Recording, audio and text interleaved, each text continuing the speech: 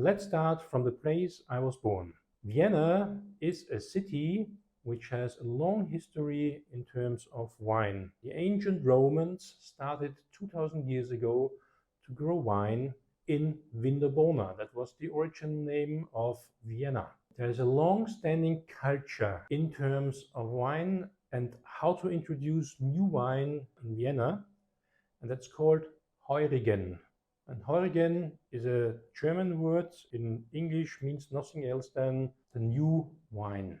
My father, because he grew up as the son of vintner, he was born in Bratislava in Slovakia, and they were producing their own wine. What is important is that wine is a social thing, and you should never have a bottle of wine just on your own. You should enjoy it with somebody. I did that already from my early teenage years, because at this time it was nothing very special to start drinking wine at the age of 16 or 17. At this time I didn't really like it, I have to say. But it changed, of course, with the years, and when I was growing up and I enjoyed wine together with food, this changed quite significantly. Later on, I decided even to enhance my know-how by getting education with Wine and Spirits Education Trust, based in London, the largest school in terms of wine in the whole world. And I attended a course in Germany and attended the levels 1, 2, and 3. At the moment, I'm studying and preparing for the fourth and last level, which is the diploma level. When you are in your own bubble, that means you know the wines that you like.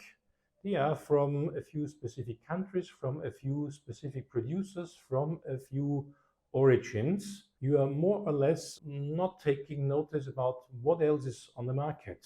For sure, you will very rarely find wines like this, because this wine here is from Uzbekistan, and you will not find something like this in Europe. There's a lot that you don't know if you just enjoy wine yourself and you like to enjoy wine with friends, and you like to have wine with food.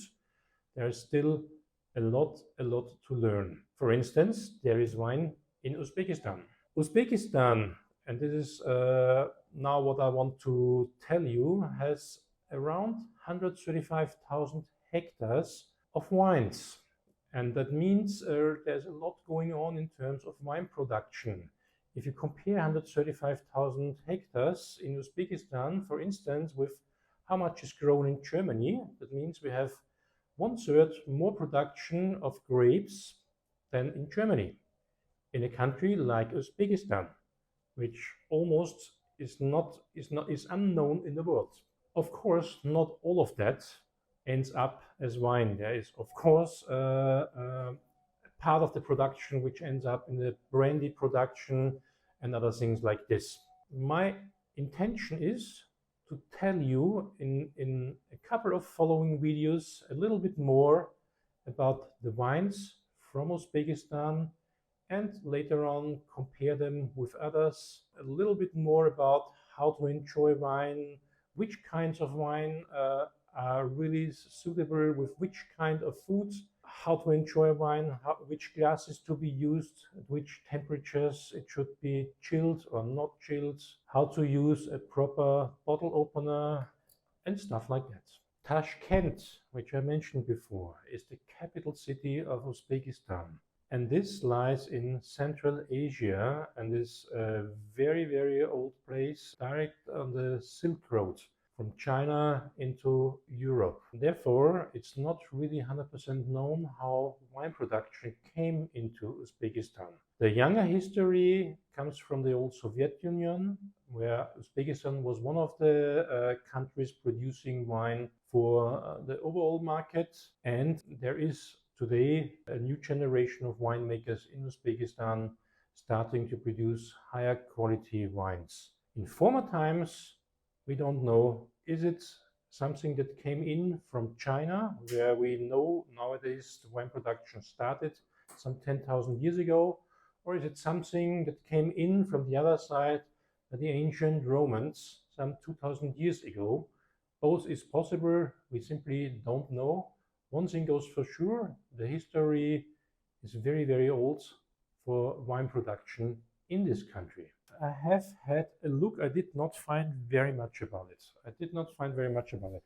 And I'm not sure if they really produced wine here or if it was simply just transported through the Silk Road. I'm not sure. I did not find too much about it. There is no proof, at least, and this is always what is then let's say, yeah. If you have an investigation in terms of history, what they always are looking for is they are looking for this grape seeds, and if they find it in certain wets, and then from this they can find out if this was being fermented, controlled fermented, and then they know this was wine production. So that's, for instance, they know it. They found it out some 10 years ago in Georgia, and for a long time they said Georgia is the origin of wine production. Then they found something in Armenia, the neighbor country as well. They said the same from there, but it's almost the same time. In the meantime, they found out that in China, already 10,000 years ago, they found something like this. So obviously, and as we know nowadays, wine production started in China 10,000 years ago. So there was a couple of thousand years, definitely nothing in this respect. They were always big in growing table grapes. So they were growing from grapevines for thousands of years, but they were just eating them. That was table grapes. But they did not ferment grapes into wine for a very long time.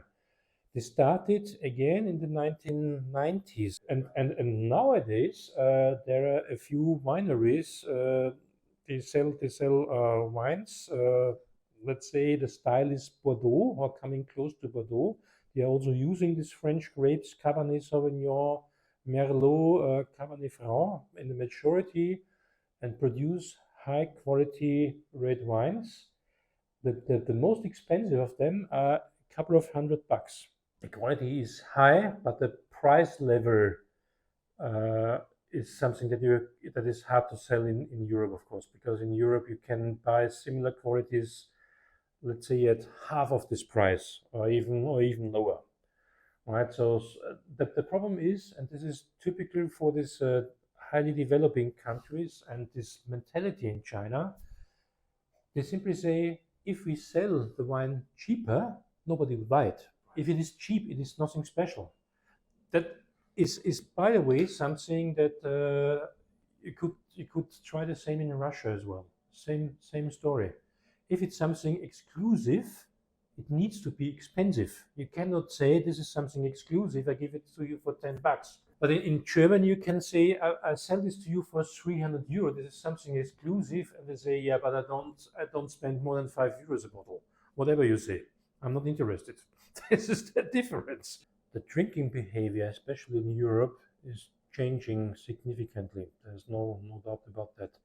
People tend to consume less wine, anyway, less alcohol. Then there are huge campaigns, anti-alcohol drinking campaigns in Europe at the moment, which I disagree a lot with, but that doesn't change anything. This is now the modern times. What they do, they add now campaigns out of a sudden, which I don't know, that came after COVID. And in the meantime, this is something. If I'm finding something in the German media every day at the moment, which is more or less the big devil ahead of us is alcohol. Stop drinking, stop consuming any kind of alcohol. It is not healthy. This was not something that happened in the past, heavily influenced by this old pub tradition, which was limited in time. It says we open at 5 and we close finally at, I don't know, 10 p.m. Anyway, we have this tendency since quite a couple of years already to consume less. And I'm absolutely in favor of this because we don't need sick people. And the wine culture in typical wine countries like France, like Italy, like Spain, is to drink wine just in connection with food. You have a glass of wine, For instance, in Spain, right? They are very, very terrible in terms of their breaks. I don't know if you know in Spain how they do it, right? They start at 9 o'clock in the office, then at 11 they have a break for 30 minutes. They go out, they leave the office, so they have a break at 11 for half an hour. And in all these office areas, wherever you be it Barcelona, be it Madrid, wherever, there is something small, like a, let's say, very, very, very yes, pub with nothing, and they all go down there, have a cigarette or something like this, and they have a small glass of wine with 5 olives or something like this, and then they go back to work. And then they work until 1 p.m. and then they have this second break, which means then siesta time, because it's simply too hot. Nobody can work at this time. They start again sometimes at 4, sometimes at 5 p.m. and they work then until 8 p.m. So I mean, this is a horror, and for me this would be horrible, but they're totally used to this. And then they picked me up for dinner at 9:30 p.m. And normally I'm going to bed. And then we were there until 12 p.m., something like this. And they queue up next day, they stand up at 7. Unbelievable. I don't know how they survive. So Spain is crazy. The behavior in all these countries is you have always food together with wine. They never drink just wine. This is absolutely unusual and uncommon. They don't do that. If be it Italy, be it France, be it Spain, these 3 big countries, they don't do that. I had an appointment in Budapest or in Prague, or I had an appointment in Belgrade, and it was absolutely common. You entered at 9 o'clock to the office, and the first thing was they put a schnapps in front of you, and that before we start anything, we have now 2-3 schnapps. If I find a Riesling here, which can really, for instance, compete with a German Riesling, this would be something. That the chance is there. And as mentioned, this Pinot Noir that we had last time is not bad at all. Buying this instead of Australian Pinot Noir would work, in my opinion. That works already. That already now. Don't know if they import it. I have seen New Zealand today. I've seen wines from New Zealand today in a shop. Climate here is a quite difficult story because a grape to ripen needs a couple of things. Sun is not a problem here. The soil is important. You need water. You need to have nutrients and so on and so on. You need to protect the grape during this growing cycle. If you have a whole vineyard and this is what you have, with just Aleatico grapes as this one here, of course, if one of these grapes is becoming sick, all the other ones are endangered too. And that's why they have to protect it through this growing cycle. To make sure that you can produce a wine which is really age-worthy, it needs to have a good acidity level as well. And that is the problem. If you earn here and if you harvest here ripe grapes, the harvesting window, this is one of these things which is very, very, very demanding, and one of the most difficult decisions a winemaker has to do, or a grape grower. Let's say it like this. Sometimes this is really separated. So the grape grower is responsible for bringing in the perfect grapes to the winery. And this is the most important decision that he does. And of course it has to do with temperature difference between day and night. This is a challenge in all the countries where they're surrounded by a sea. If it's very cold, let's say, if the air is very cold, the temperature of the water stays higher. So that means if it's a very cold area, let's say, for instance, you have this in Canada, for instance. At the Great Lakes, they are producing wine. It's a very cold area. The only reason why they can grow grapes there successfully and make them ripen is the Great Lakes. Because if it's very cold outside, it can be up to minus 20 degrees up there. Then the lake is warming up the area because it's not that cold. And vice versa, of course, if it's very hot and the water is cool, it cools the vineyard as well. These effects can be perfect if it's a quite cool area. But here it's hot anyway. So that means here normally you solve this by altitude, for instance. So if it's a vineyard which is higher somehow.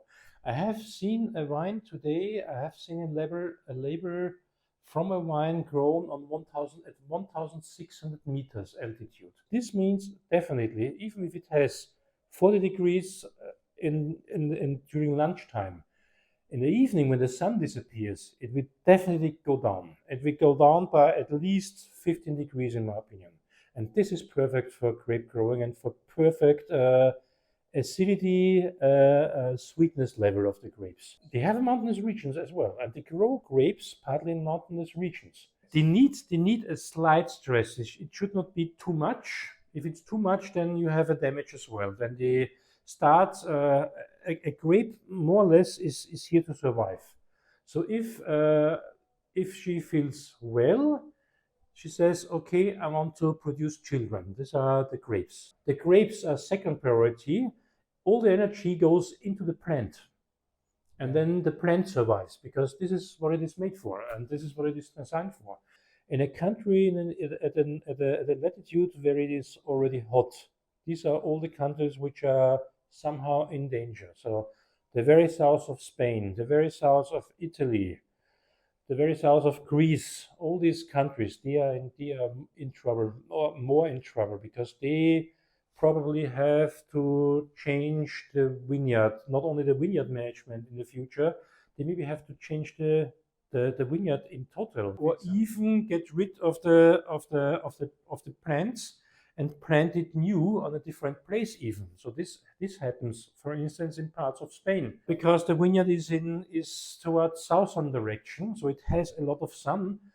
To the north, nobody planted vines in the past because it was not enough sunlight. A well-established winery, for instance, in Bordeaux, has normally at least 3 wines. All right, so they have their prime product. This is the core product, which is really making the money. Then they have maybe from the young vineyards, not from the old wines, from the young vineyards, a second wine, which is much cheaper, sometimes half of the price, sometimes even less. And then they might have a third wine even, which is then the not so good wines, which is still something that is not challenging the quality. So things like this are absolutely common. This is an Italian grape, by the way, Aleatico. You know why they had to start from scratch here? That was because of Gorbachev. That was Gorbachev. There was a decision. They did a during his time a big anti-alcohol campaign, and the years before they were just producing quantity, and increased it with their 5 years plan, 5, 10, 20% every year, and simply produced shit, but loads of shit. And they had a huge problem at the very end. And Gorbachev, that was one of his first decisions. He said, we get rid of all these alcoholic peoples, because we have people dying at the age of 45 already because they are sick of alcoholism, and that is something that we have to stop by all means. And he instructed all these wine growing areas in the whole USSR to get rid of the plants. And that's why also in Uzbekistan they had to take them out. Water production he also reduced as much as possible, but he stopped the wine production. So also Georgia, with its 6,000-year-old tradition, they had a couple of decades where they were planting grapes like no tomorrow on places where they knew already the quality will be shit, because this would be never a place where I would grow plants. But they had to, because of the 5-year plan. And the 5-year plan told them, you are producing double of the volume within 20 years. So how you do it is not our problem. This is in the plan. And that's why they did it. That's the glass now, it's quite cold. But this is, for instance, what I say, this is a perfectly balanced, not heavy wine, fruit-driven, easygoing, but it's good. It's fresh, You can have it with different types of food. I mean, what they recommend something even here on the label. So, I mean, this is made for export for sure as well. It's written in English. So there's for sure a country, English-speaking country where they export it to, right? This would be definitely something that would be very well suitable with fish for different type of cheeses. This has citrus fruit in it. This has a little bit of peach. But this is really very nice, and it has even a little bit a salty character, and you smell that it is perfectly fitting with light meals, and quite a number of light meals. This could work even with not too spicy plov, for instance. This is 50,000 som. I mean, there's nothing to argue with that. This is absolutely okay. Right. It's light. It has less alcohol than the white. It has just 11.5%. The grape variety is Aleatico, and Aleatico is an Italian grape. It origins in Tuscany, in fact, and they produce quite a famous wine on the island of Elba. You know, there's this island where they put Napoleon the first time on Elba, and yes, you find it on different places in Italy. It's not very famous in Italy anymore. This comes from slightly overripe fruits. But this is a typical picking issue. This is a picking issue. In my opinion, this is already a little bit over the top. This is very, very light, and it's not a very good wine. Yeah. And then what is very clear, overripe grapes, because it's absolutely lacking acidity. This does not have enough acidity. That's why it's unbalanced. Contrary to this one, even this is 20,000 soms higher, which is still not expensive. I mean, this was 70,000 soms. Not very good in balance. This is a wine, drink it immediately. It's drinkable, but it's nothing special, and it's a wine that you cannot store. This has to be drunken now. So this second wine is definitely a wine that I would not recommend to buy. There's no doubt. This is not because of the price. The price is okay, but I'm rest assured that I find something that might be slightly higher in price, which is better in balance and of a higher quality. A wine is then really of interest if there is a certain balance, and that includes acidity, sweetness, and aromatics, plus some other aromatics which are coming from aging it. What is on there? And this is something that I need to check as well, what the law says in this respect. If you have an idea where to find that out, that would be interesting, because there is just a data, and this is probably the date when it was bottled or something like this, 17th of May 2024.